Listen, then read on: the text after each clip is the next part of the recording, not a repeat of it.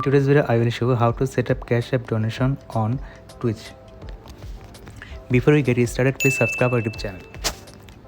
So first of all, open your Chrome browser and log into your Twitch account. So once you have done this, you have to go for this account button on the top right corner. Click on it and simply go for this channel button.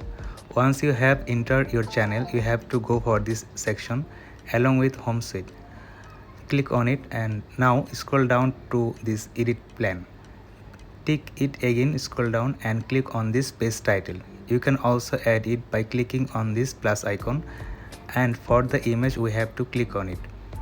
And as you can see, drag or choose a file, open a new tab and search for this to net png. Let's go for this one. Let's say if this copy and pasting trick work or not. So you have to download this button, right click and save image as png. Let's drag and drop it. Now first of all, let's click on add image and now simply drag and drop. Here you go, adjust the size and done.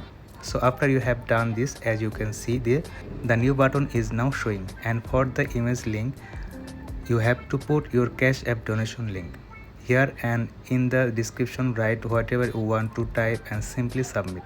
So this is the way how you can set up Cashapp donation on Twitch. Thanks for watching this video.